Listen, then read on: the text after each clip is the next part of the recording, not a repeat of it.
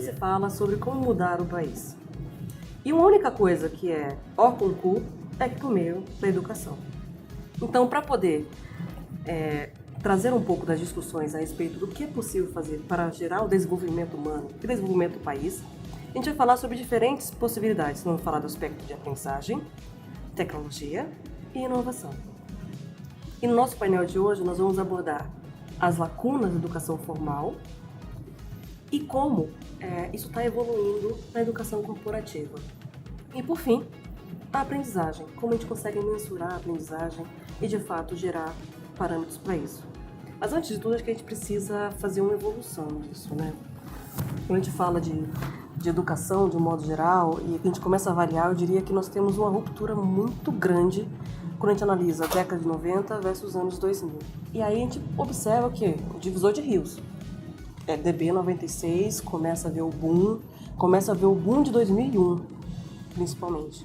Que aí as grandes empresas, as grandes corporações começaram a trazer a educação, principalmente plataformas, para isso. E você acompanhou bastante disso também, né, Wilson? Só um pouquinho. Só um pouquinho. Só um pouquinho. Quando se fala de plataformas, dessa mudança, dessa virada do EAD, a gente vê que a grande preocupação era sair do offline e ir para online, né? Como colocar isso na web. Então, isso causa hoje um certo sofrimento, que estamos entregando só conteúdo. Né? O que mais temos que fazer para parar de só entregar conteúdo? Entregar conteúdo não significa que a pessoa aprendeu, né? Que ele estudou, que ele adquiriu o conhecimento e que a empresa conseguiu o resultado dela, que é manter, reter o talento, reter o conhecimento. E aí entra a questão da aprendizagem.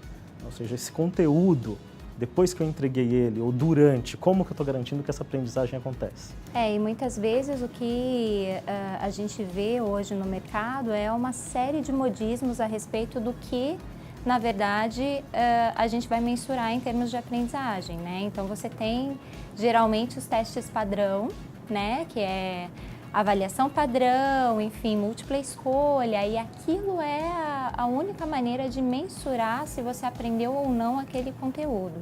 E a gente sabe que é um equívoco se a gente se basear em um único modelo de aferição de aprendizagem para você saber se de fato aquele conteúdo foi de fato absorvido e compreendido na sua essência. Quando a gente observa, né, e para a gente que está nesse ramo, quando a gente olha 2001, eu digo que 2001 foi bem emblemático nesse sentido, né?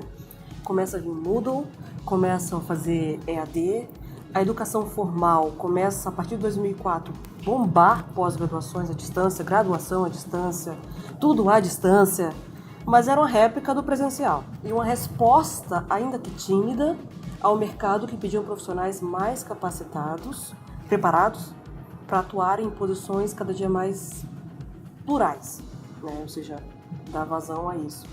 E quando a gente observa as iniciativas, lógico, tinha muita gente boa no mercado, mas também a gente via muita iniciativa.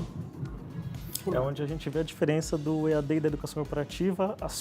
Existe uma falta aqui de conhecimento, né? A educação corporativa, de certa forma, hoje ela está bastante responsável em cumprir um papel que faltou um pouco antes.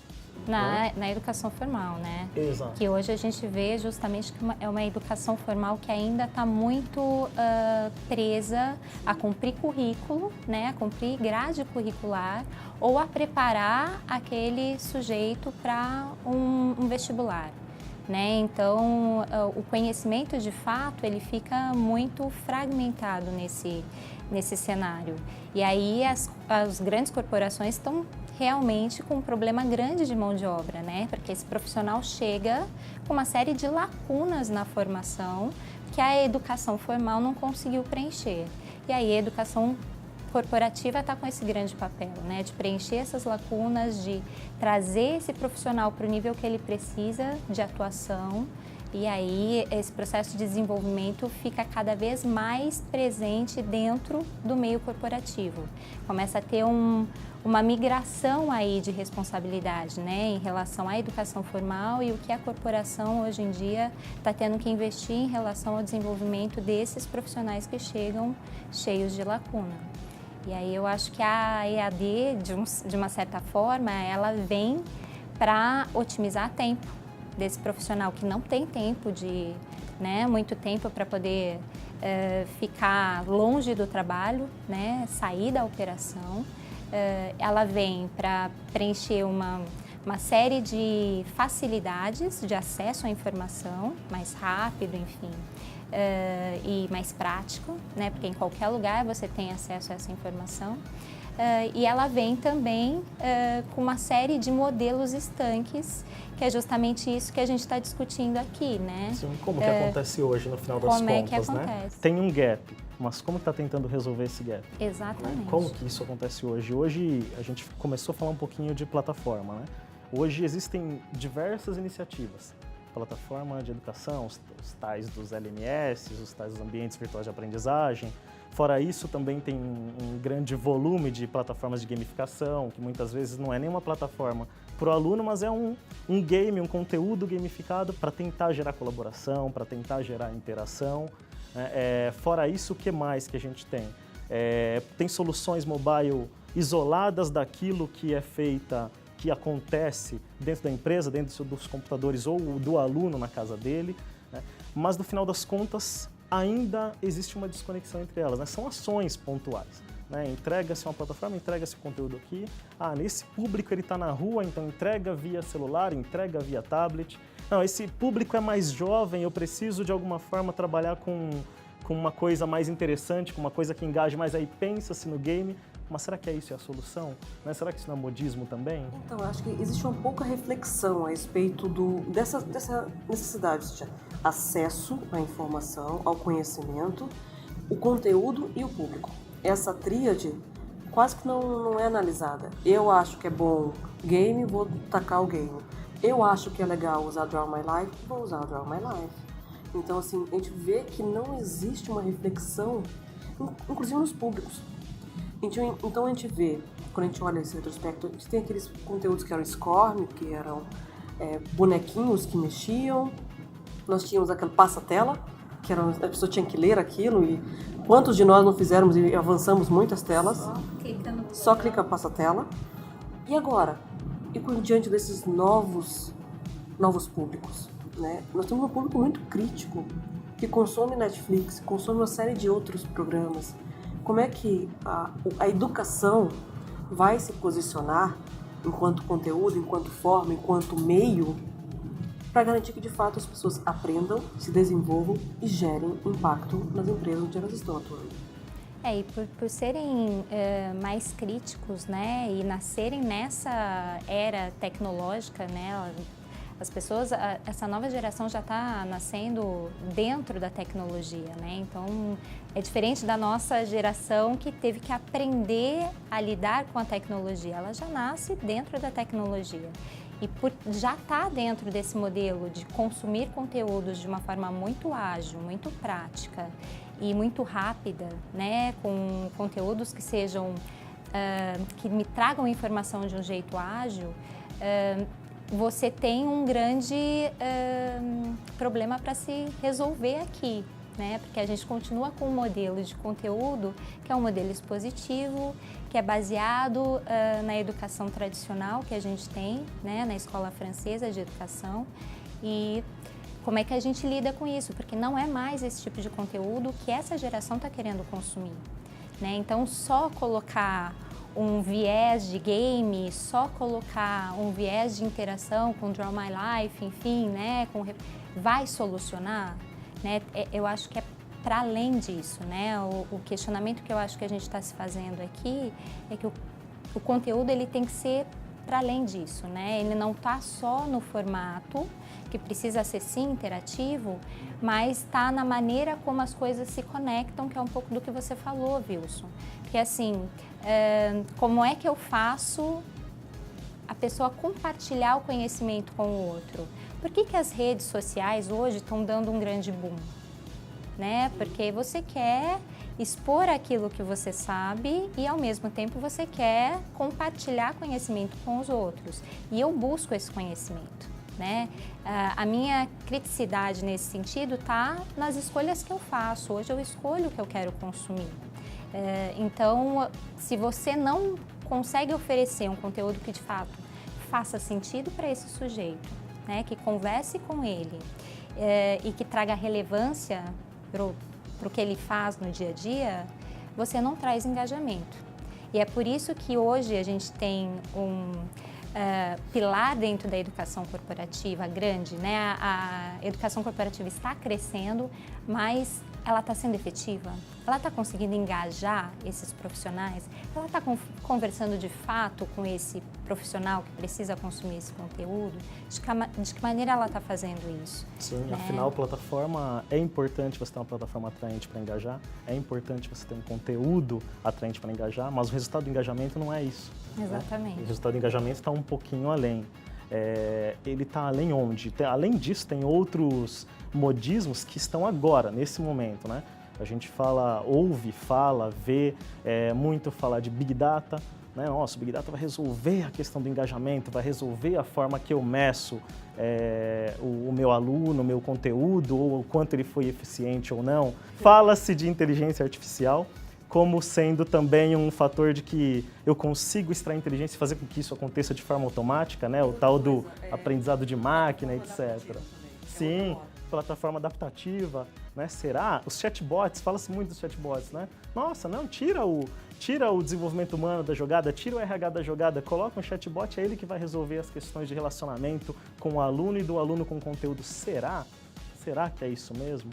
Né? Eu acho que são ferramentas essenciais, são tecnologias essenciais.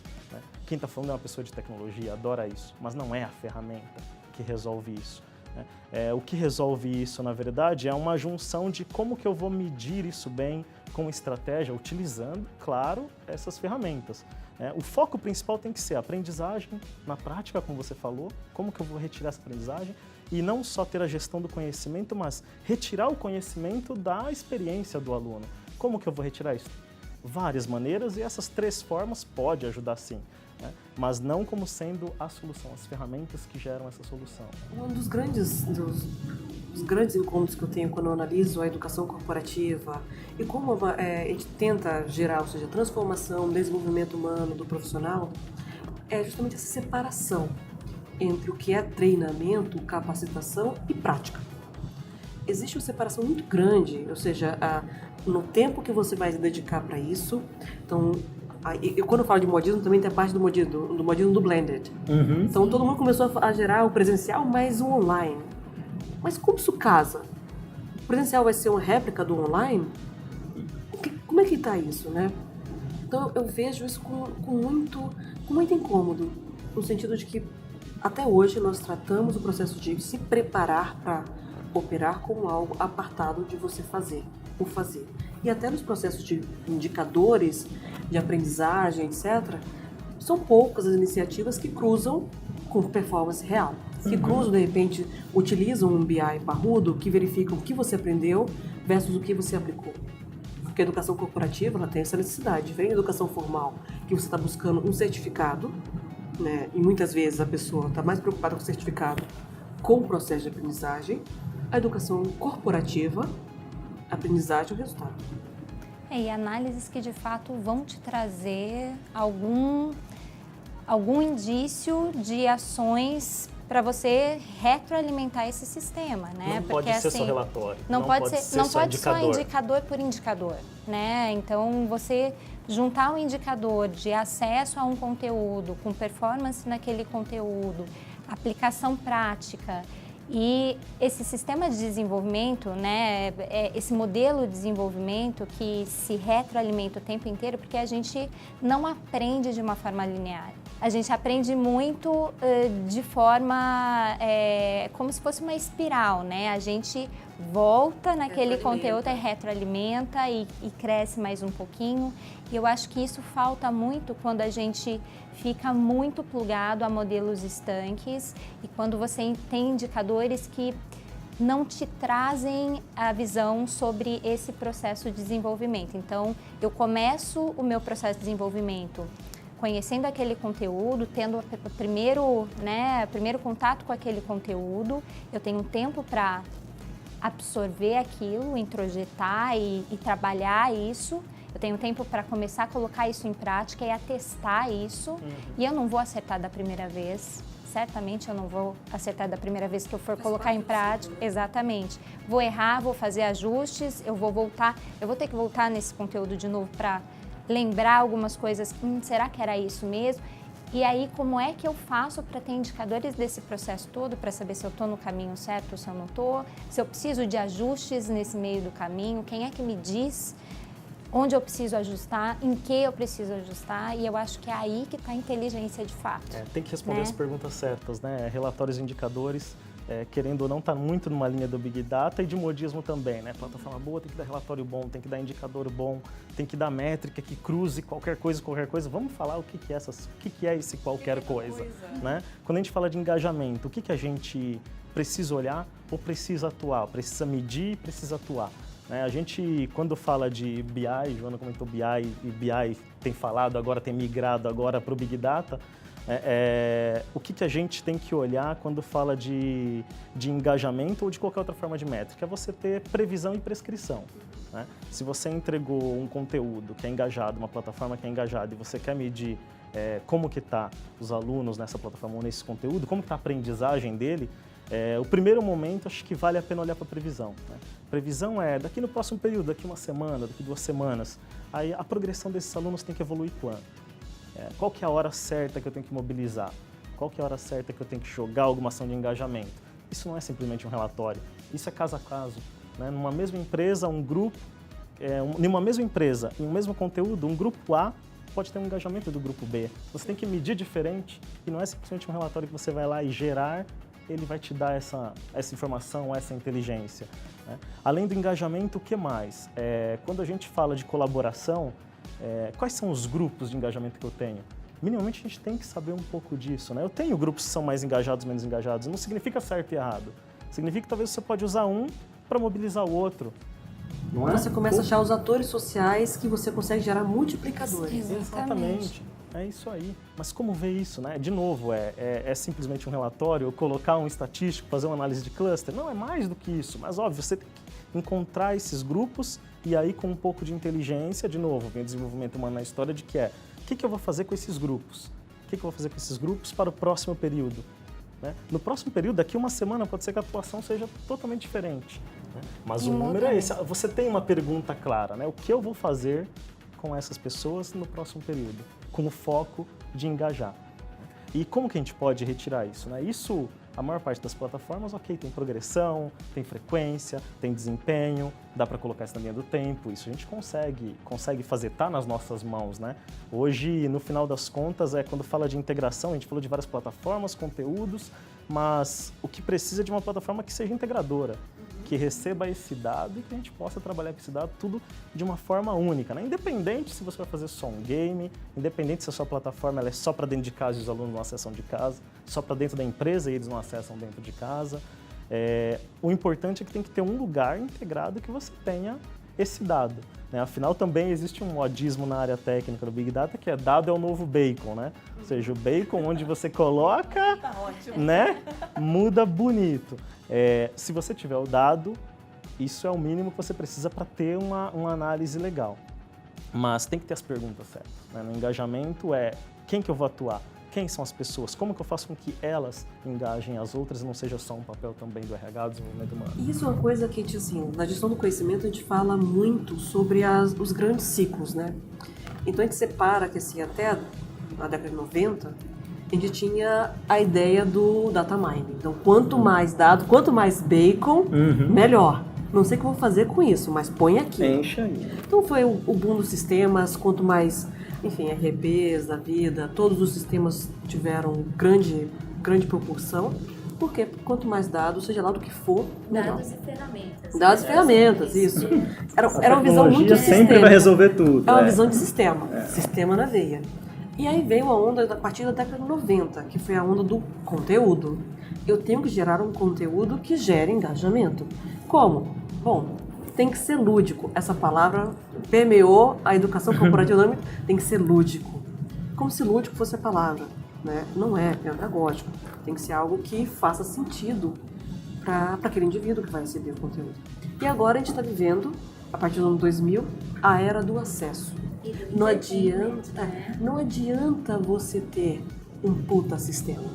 Não adianta você ter um conteúdo feito em Draw My Life que todo mundo está usando, se as pessoas não conseguem acessá-lo na forma que elas precisam acessá-lo. E eu não estou falando só de mídia. Ou seja, é dentro da disponibilidade de tempo, é dentro do meu protagonismo, é dentro da minha capacidade de absorção. Então, dialogue comigo. Entenda o que eu preciso e me entregue o que eu preciso. Porque é a grande mudança também da maneira como essa nova geração está se relacionando com a informação, né? Ele não é mais passivo, né? Como a gente tinha nas escolas tradicionais há 50 anos atrás, né? Você tinha uma aula expositiva, tinha uma pessoa ali, e aí você recebia o conteúdo e ficava, né? Tinha uma ideia muito de que o aluno era uma esponjinha, né? Se usava muito essa metáfora. E hoje em dia não. Esse sujeito que está tentando buscar informação, ele é um ator e ele é ativo, ele busca isso, né? Ele escolhe o que ele acessa. Bom, a gente tem um exemplo clássico que é hoje os vídeos curtos no YouTube, que você tem segundos ali para propaganda para você clicar e você já fica com o dedinho ali para poder clicar, porque você não quer, em segundos você já decide se você quer ver ou não. E a mesma coisa com o processo de conhecimento e de desenvolvimento. Em poucos segundos eu já decido se eu quero absorver aquilo ou se não, se eu quero continuar assistindo aquilo ou não. Agora imagina isso dentro da educação corporativa, dentro do mercado de trabalho, um conteúdo que não dialoga comigo, uma plataforma que não é friendly, né? Ou seja, nem começo. Ou um conteúdo enorme, o que eu vou fazer? Conflitante com o meu dia a dia de trabalho. Aí eu prefiro ir pro presencial, pelo menos eu aperto na sua mão e te tomo um café legal. Então, como repensar isso, né? Como a gente pode fazer diferente? Como é que a gente pode gerar desenvolvimento humano a partir de outras formas? Eu acho que essa é a grande inovação. Como é que a gente pode repensar, utilizando aprendizagem, utilizando tendências, utilizando tecnologia de forma casada? Hoje também fala muito de colaboração, né? Colaboração veio para tentar ao máximo transmitir mais conhecimento com o chavão da inovação, né? E será que a gente consegue? Né? E aí vem a questão também de, será que eu tenho colaboração, eu tenho ferramentas colaborativas, eu joguei um conceito de rede social na minha plataforma, simplesmente jogar conteúdos ali e coletar a visão dele, será que isso é o que traz aí novos conhecimentos? A Michelle estava falando de uma coisa do cara no YouTube, vendo materiais, falou um pouco das aulas expositivas. Será que a gente não tem que quebrar um pouco isso no seguinte sentido? Aceitar que o aluno, independente do tempo de empresa que ele esteja, independente do cargo dele, da função dele, do relacionamento dele com as pessoas, será que ele não tem conhecimento também? Né? Exato. Quantas vezes nós vimos já que num processo de educação corporativa a gente tem um projeto, tem um conteúdo e existem pessoas na operação que sabem mais do que aquele conteúdo, né? Como que a gente retira esse conhecimento? Como que a gente faz com que... Como tirar isso e principalmente usar esse conhecimento que você retirou de uma proposta, de uma solução de educação corporativa, de uma solução de aprendizagem, retirar isso e transformar em um outro conhecimento, né? A colaboração, acho que ela tem que ser para isso, não só, de novo, né? Olhando o lado só tecnologia, coloca um conceito de rede social lá e acredita-se que a troca ela vai acontecer porque as pessoas são jovens, as pessoas estão em outro momento, gostam de colaborar e simplesmente com a ferramenta ela vai colaborar. Não, tem que ter estímulo, né? Tem que ter cases, a gente tem falado recentemente em várias soluções, né? Como que a gente vai jogar cases lá, coletar um pouco a opinião do aluno, quem sabe essa opinião não tem algum conhecimento que não vimos quando criou um conteúdo, a própria empresa olhou e falou, eu preciso desse conteúdo, e a gente foi lá e criticou e falou, não, você precisa de outra coisa. Mas com a colaboração você acha que é um terceiro conteúdo, uma terceira necessidade? E a ferramenta nesse sentido auxilia muito na questão de você conseguir compartilhar esse conhecimento de norte a sul do país, né? Com com uma facilidade muito grande. Então, é saber explorar isso também, né, Wilson? Então, por exemplo, você tem um conhecimento muito específico e que vai agregar tanto para a unidade de São Paulo quanto para a unidade de Manaus. Então, eu tenho ali uma ferramenta colaborativa em que o teu conhecimento pode ajudar a melhorar alguma coisa na unidade de Manaus. Então, por que não, né, utilizar essa ferramenta para isso? Mas ela só vai ser efetiva se, obviamente, a gente tiver esse trabalho de alguém que esteja ali moderando esse grupo, incentivando as pessoas a trocarem realmente o seu conhecimento, porque simplesmente jogar a ferramenta e esperar que as pessoas façam isso, né, de maneira muito intuitiva, nem sempre funciona. Então, eu acho que esse também é um outro olhar que a gente precisa ter para esse universo da educação, não só a educação à distância, né, educação online, essencialmente, mas dentro das corporações, né? Você tem que ter também sempre alguém ativo ali, fomentando todo esse ambiente para que isso tudo aconteça. Sim, com o objetivo principal de captar conhecimento também. Exatamente. Né? É quando a gente fala de novo, de relatórios, de métricas, de indicadores, de BI, de data mining, de Big Data, quando você olha para isso, no final das contas começa com a previsão, comece a brincar um pouco com a previsão, aquela coisa de olha o que está acontecendo, o que você vai fazer no período seguinte, e agora a gente entra na prescrição. Né? Você lançou um desafio, desse desafio saiu soluções, prescreveu aquilo que você estava tentando fazer e tem formas melhor. Né? Ou seja, existe uma dor e essa dor você vai resolver ela como? Às vezes não é simplesmente como especialista, o especialista está dentro de casa, o especialista ele se expôs numa colaboração, se expôs numa plataforma, se expôs numa opinião, se expôs numa crítica de um conteúdo que você fez, que tem que acontecer bastante, a gente tem que ver isso bastante, às vezes o conteúdo, como a gente falou, já está lá dentro, né? E aí, de novo, para retirar conhecimento, quais as perguntas que a gente tem que ter? A primeira que eu faço é, para que você vai querer esse treinamento? O que você quer resolver? Eu acho que quando você sabe, o treinamento pelo treinamento se torna uma despesa, mas quando você sabe o que você pretende resolver, o que você pretende alcançar, fica mais fácil para você pensar nos indicadores corretos e pensar no como chegar lá. Então acho que uma das grandes dicas que eu dou é para quê? O que você pretende resolver de verdade? E de verdade, né? Seja é um turnover, é um aumento de produtividade, sem poesias. Qual é o objetivo? E a partir disso, a gente entender, até para que, de fato, as coisas aconteçam. Sim, e eu levanto a questão também do quê, né? Você pegou o para quê, está aplicando, mas e agora? Eles estão falando do quê? Eles estão necessitando do quê? Né? Sempre tem um próximo passo. Sim, exatamente. E aí a gente entra na questão, por exemplo, você lançou um fórum, você lançou um dilema, um desafio, um case para o público daquele conteúdo realizar, né? E a gente vê a diferença de como que as pessoas realizam o mesmo processo, um mesmo problema. Como que a gente pode coletar isso? Quando a gente fala da prescrição, a gente olha muito para vamos pegar algumas perguntas, né? Do que eles estão falando?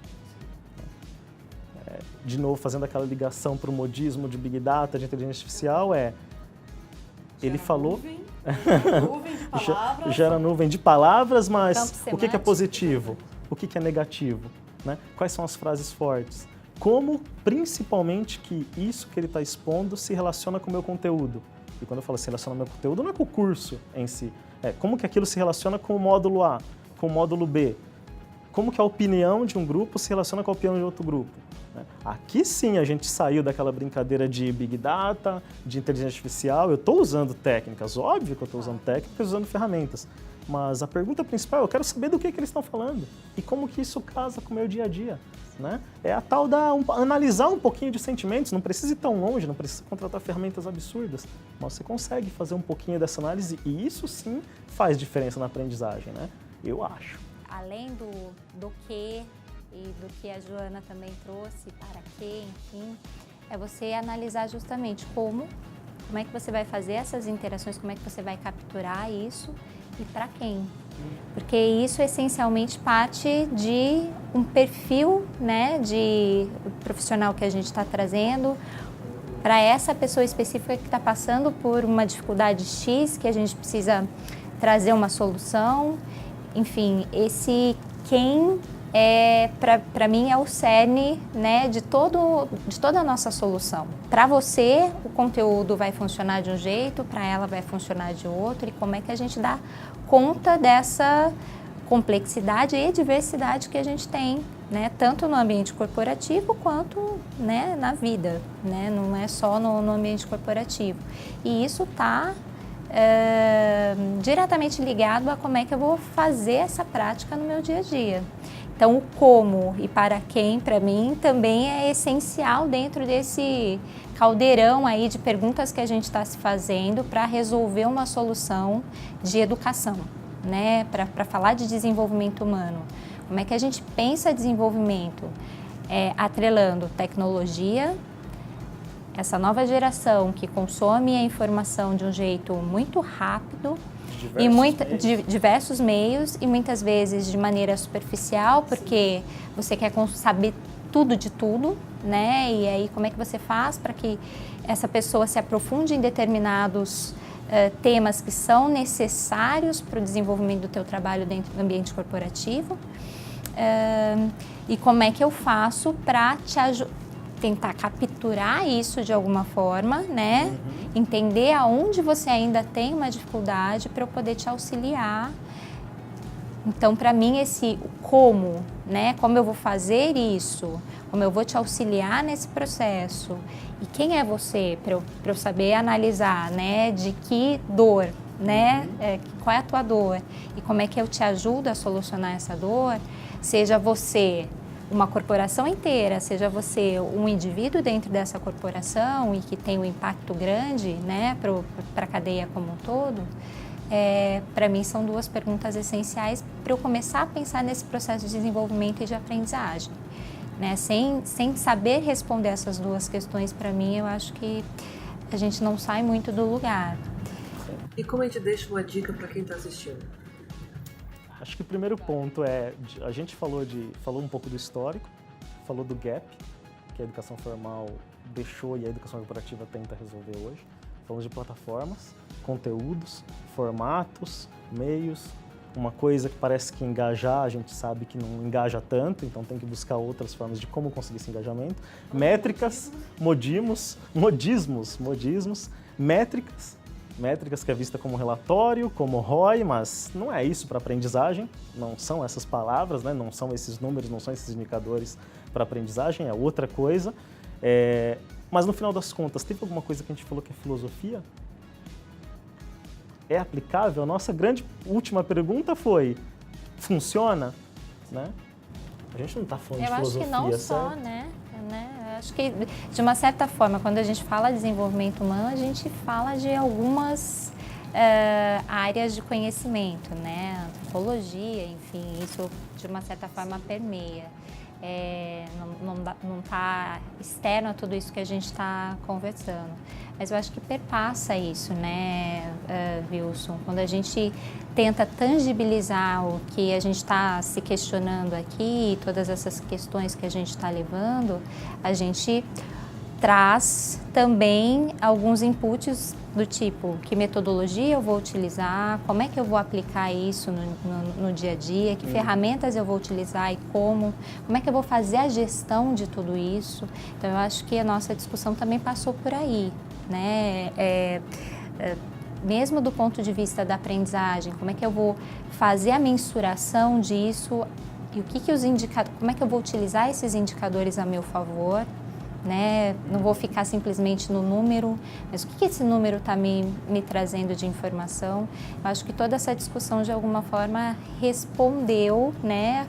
Ou levantou reflexões a respeito desses pontos. Sabemos que tem coisas na prática que precisa acontecer mais, principalmente na dor de como medir e como fazer um pós, né? Entrega o conteúdo, mas e depois? Faz o quê? O importante, acho que a gente tinha que... A minha grande preocupação nesse papo era não ficar só nas ideias, né? Não podemos deixar nada nas ideias. E de tudo que a gente falou, tem coisas muito boas de educação que já acontece, mas a gente está sentindo que a métrica e as ações precisam ser melhor realizadas, né? E é possível. Eu geralmente, assim, eu deixo como dica para quem está ouvindo essa discussão, acho que 2 aspectos. Primeiro, quando você fala de desenvolvimento humano, você tem que ter paciência e tempo para você refletir. Não é olhando o número que você já infere, é aquilo. Então, você tem que ter um olhar analítico. E o segundo ponto, não queira fazer um desenvolvimento humano como puxadinho. O puxadinho eu acho que é a pior coisa. Por quê? Porque você faz um negócio meia boca, com prazo enxuto, e você espera que dê o resultado. E aí depois você vira, treinamento não funciona. Por que não funciona? Você pensou? Você planejou? A gente espera tanto tempo para o desenvolvimento de um produto, a gente dá tanto tempo para lançar uma mercadoria, uma campanha de marketing, mas para treinar as pessoas que vão vender esse produto, tem que acontecer em 30 dias, ou no máximo 3 meses, entre o prazo que lança o produto e o momento que eles vão sair. E barato. Eu gasto 5 milhões na campanha de marketing. Com esse público eu vou gastar 10 mil, tá bom. Então, vamos repensar. Vamos pensar, de novo, com o tempo e com a atenção necessária. Acho que essa é a minha dica. Não dá para pensar diferente. E para mim, se eu puder retomar esses pontos todos, pense em quem você está querendo treinar lá na frente, saiba quem é teu público, analise o teu público, veja quais foram as experiências que ele já teve, o que ele pode acrescentar dentro desse processo. Entenda que ele é ator desse processo, ele não é passivo nesse processo, ele é agente nesse processo.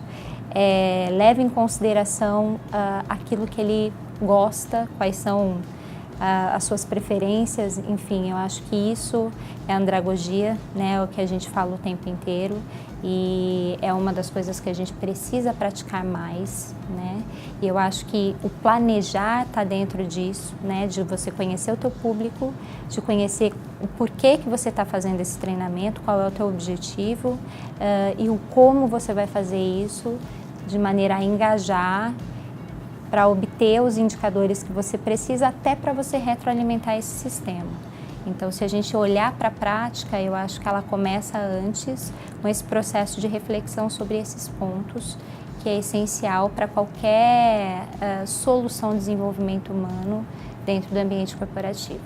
Sim. E por fim, eu acho que o recado que tem que ficar para todo mundo é: a tecnologia, ela vem depois dessas perguntas, né, bem respondidas, né? Existem muitas ferramentas, existem muitas tecnologias.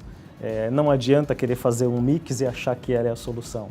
Para cada caso pode ser uma tecnologia diferente, né? Para cada análise pode ser um número diferente, um indicador diferente. Um indicador que funciona na empresa A não funciona na empresa B, né? A previsão, a forma de prever em um lado não funciona no outro. A prescrição vai ser diferente naturalmente.